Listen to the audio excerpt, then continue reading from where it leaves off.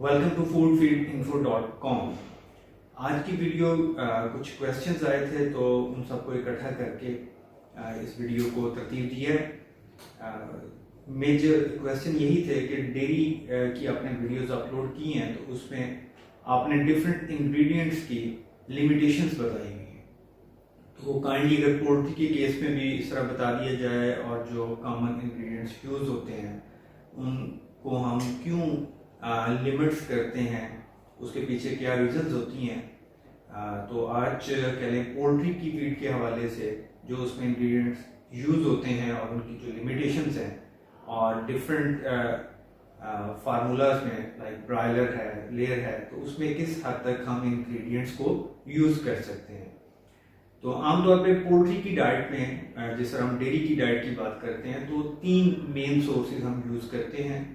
Dairy में तो हमारे पास सब्ज़ चारा होता है जो मेंटेनेंस की रिक्वायरमेंट पूरी करता है, लेकिन पोल्ट्री के केस में क्योंकि बर्ड्स को टोटली कन्फाइंड इन्वायरमेंट में हम रखते हैं तो वहाँ पर सारी जो उसकी ज़रूरियात हैं, ग़िज़ाई ज़रूरियात, वो हम एक कंपाउंड फीड के थ्रू मुहैया करते हैं।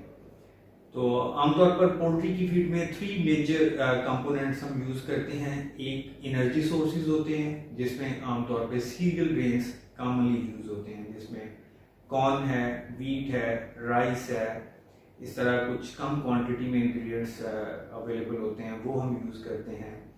और सेकंड जो है इसमें हम प्रोटीन के सोर्सेज यूज़ करते हैं। प्रोटीन के सोर्सेज जो हैं वो मील की फॉर्म में होते हैं और ऑयल की एक्सट्रैक्शन के बाद हमारे पास जो प्रोडक्ट बचता है केक या मील, वो हम पोल्ट्री की डाइट में यूज़ कर सकते हैं। तो पोल्ट्री की डाइट में ज़्यादातर मील यूज़ किए जाते हैं as a source of plant protein sources. इसके अलावा फिश मील को हम यूज़ करते हैं जो मैरिन का सोर्स है और बहुत सारे कंट्रीज में अवेलेबल भी है। और तीसरा जो है वो poultry by product meal, poultry feather meal जो पोल्ट्री से हमें मिलते हैं उनको भी इस्तेमाल किया जाता है। इसके अलावा कुछ कंट्रीज में जहाँ पे रिस्ट्रिक्शंस नहीं है वहाँ पे मीट मील, ब्लड मील वगैरह भी यूज़ होते हैं। थर्ड जो है वो फैट और ऑयल हैं, ये भी एनर्जी का सोर्स होते हैं। तो कहीं पे ऑयल यूज़ हो रहा है, कहीं पे फैट यूज़ कर रहे हैं। इसके अलावा मोलेसिस या शीरा जो है ये भी एनर्जी का सोर्स है, ये भी डाइट में यूज़ किया जाता है। तो ये कहने के वो कॉमन फीड स्टफ्स हैं जो यूज़ होते हैं। इसके अलावा बाकी जो सोर्सेज हैं वो मिनरल्स और विटामिन्स की सप्लाई के लिए इस्तेमाल होते हैं, लाइक लाइमस्टोन है या कैल्शियम कार्बोनेट जिसको हम कहते हैं, ये कैल्शियम का सोर्स है। DCP कैल्शियम और फास्फोरस का सोर्स के तौर पे इस्तेमाल होता है। इसके अलावा सिंथेटिक अमाइनो एसिड डाइट में यूज़ होते हैं। प्री मिक्स हम बनाते हैं जिसमें विटामिन और मिनरल्स जो कम क्वांटिटी में चाहिए होते हैं वो उसमें हम ऐड करते हैं।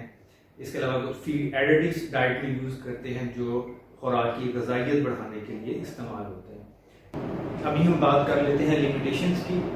स्क्रीन पे आपको एक टेबल नज़र आ रहा है जिसमें डिफरेंट इंग्रेडिएंट्स और उनके आगे जो है वो वैल्यूज़ दी हुई हैं कि इस लिमिट तक हम यूज़ कर सकते हैं। तो ये वैल्यूज़ जो हैं ये आप अपने लेवल पे इनको चेंज भी कर सकते हैं। ये कोई कह लें कि हार्ड एंड फास्ट रूल नहीं है।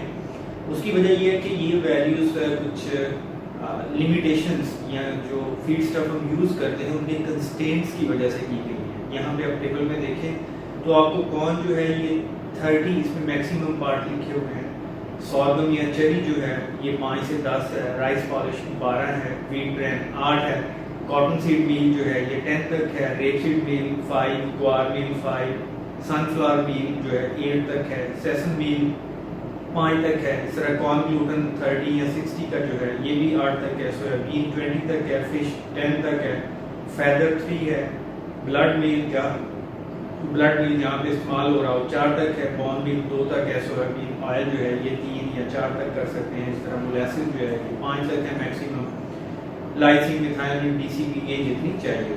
अब ये किसी एक फार्मूले पे अप्लाई आप नहीं कर सकते, कुछ जगह पे आपको इसको चेंज भी करना पड़ेगा। लेकिन यहाँ पे मैं थोड़ा सा डिस्कस कर देता हूँ कि इनको हम लिमिट क्यों करते हैं।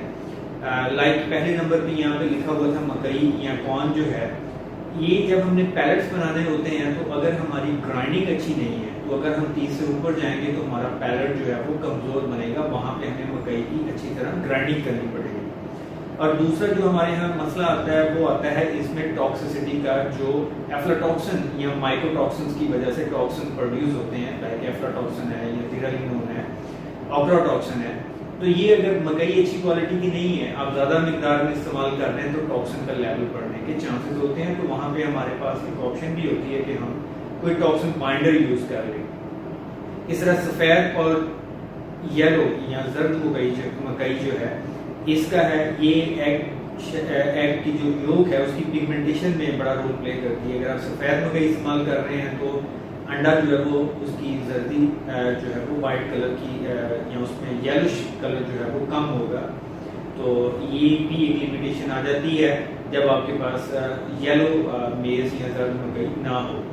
इसके बाद अगर हम गंदम यूज़ करते हैं, वीट जो आमतौर पर तो बैन होती है क्योंकि ये ह्यूमन कंजम्पशन के लिए इस्तेमाल होती है, लेकिन अगर अवेलेबल हो और कर रहे हो तो उसमें फैक्टर आता है इसमें नॉन स्टार्च पॉलीसैकेराइड्स होते हैं।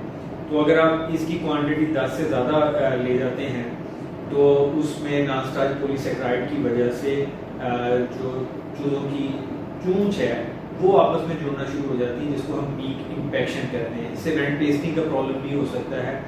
और लेकिन अगर एक अच्छा पैलेट बनाना है तो आप 10 से ज़्यादा यूज़ कर लें तो ये पैलेट बनाने में, एक स्ट्रॉन्ग पैलेट बनाने में भी बड़ा अच्छा रोल प्ले करती है। उसके बाद हमारे पास जौ है, बार्ले जिसको हम कहते हैं, इसमें भी बीटा ग्लूकान्स होते हैं। तो इसके लिए नॉन स्टार्च पॉलीसैकेराइड इसको हमें यूज़ करना पड़ता है। अगर वो नहीं इस्तेमाल करेंगे और इसकी मिकदार ज़्यादा होगी तो वेंटिलेटर का प्रॉब्लम आ जाएगा। इसी तरह ओट के केस में जई जो है इसमें भी फाइबर कंटेंट ज़्यादा होते हैं, बीटा ग्लूकान्स होते हैं, तो ये भी वेंटिलेटर का प्रॉब्लम क्रिएट करते हैं।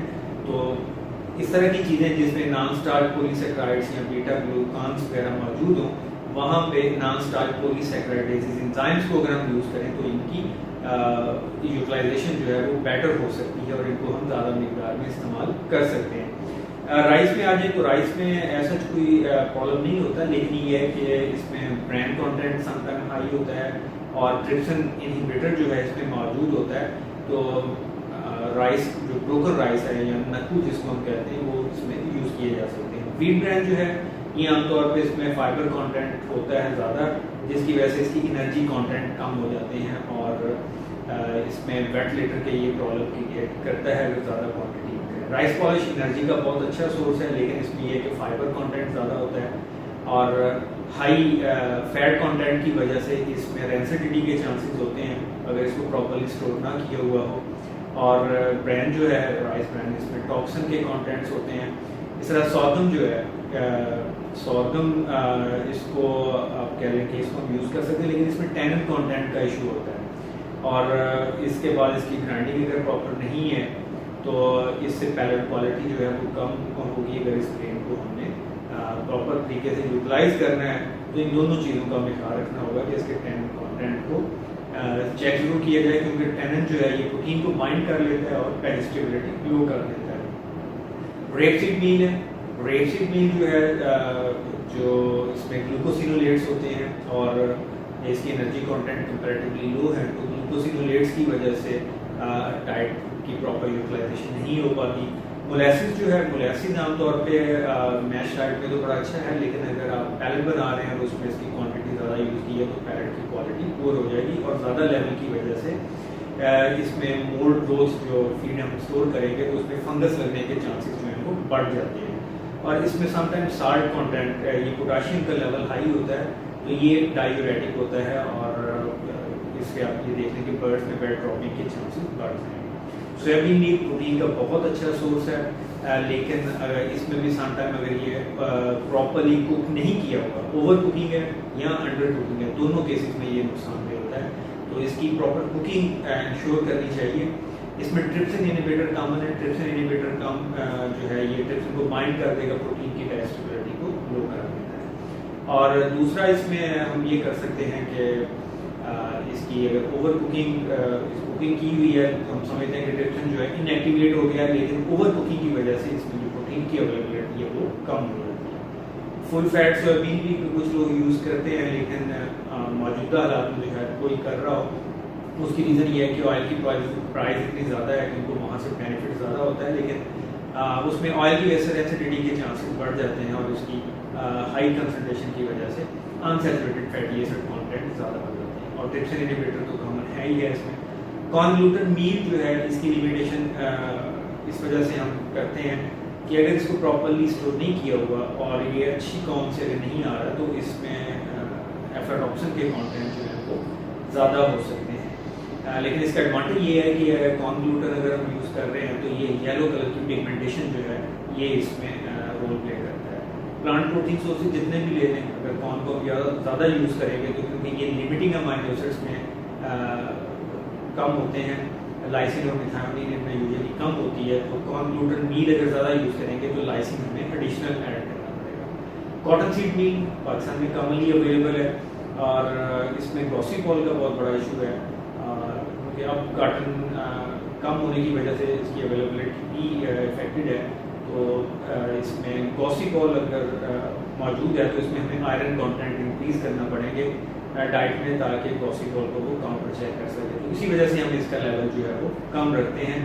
اور اس کے بعد ہمارے پاس سن فلاور میل ہے، سن فلاور میل میں بھی فائبر کانٹینٹ ہائی ہوتے ہیں، اسی طرح اس میں بھی لائسین کم ہے، اور اوور آل انرجی اگر کمپیئر کریں تو اس میں کم ہوتی ہے۔ فش میں بیسٹ سورس آف پروٹین ہے، good source of amino acids ہیں، لیکن اگر یہ پراپرلی اسٹور نہیں کیا ہوا، سن لائٹ میں اس کو ڈرائی کیا ہوا ہے، تو اس میں آئل، فش آئل جو موجود ہوتا ہے اس کی وجہ سے اس میں رینسیڈیٹی یا آکسیڈیٹیو رینسیڈیٹی کے چانسز ہوتے ہیں، اور اس میں تھائمینیز ایکٹیویٹی ہوتی ہے جو وائٹامن B1 کو جو ہے وہ ڈسٹروائے کرتا ہے، تو اس کو بھی ہمیں دیکھنا ہوتا ہے۔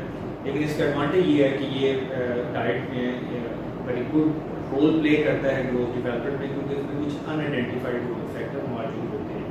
PBM یا پولٹری بائی پروڈکٹ مین جو ہے اس میں رینسیڈیٹی کا زیادہ چانسز ہے، اور یہ دیکھنا ہوتا ہے کہ یہ پراپرلی پریپیئر کیا ہوا ہے۔ بلڈ میل گڈ سورس ہے، لیکن جہاں پہ یہ الاؤ ہے وہیں پہ اس کو استعمال کیا جائے، جن کنٹریز کی ریگولیشن اس کو الاؤ نہیں کرتی وہاں پہ اس کو استعمال نہیں کرنا چاہیے۔ اسی طرح فیدر میل جو ہے یہ بھی امائنو ایسڈ کا گڈ سورس ہے، لیکن اس میں فیدر میل میں پرٹیکولرلی جو امائنو ایسڈس ہوتے ہیں وہ سلفر کنٹیننگ امائنو ایسڈس ہوتے ہیں، تو fat good source of energy ہے، لیکن اس میں پرابلم وہی ہے کہ اگر ہمیں پیلٹ بنانا ہے تو یہ پیلٹ کوالٹی کو پور کرے گی، لیکن اس سے ڈائٹ کی ڈائجسٹیبلٹی اور پیلیٹیبلٹی ڈیفینیٹلی بیٹر ہوتی ہے، بٹ فیٹ کانٹینٹ اتنی لمٹ میں ہوں کہ پیلٹ کی کوالٹی افیکٹ نہ ہو، تو یوزلی آئل یوز کیا جاتا ہے، تو اس میں رینسیڈیٹی کو ہمیں دیکھنا ہوگا۔ اس کے بعد آگے یہ اب دو کے سامنے ٹیبل شیئر کر رہا ہوں، یہ ابھی ریسنٹ ایک بک میں نے دیکھی تھی، تو اس میں سے اس کو لیا، اس کا ریفرنس بھی اینڈ پہ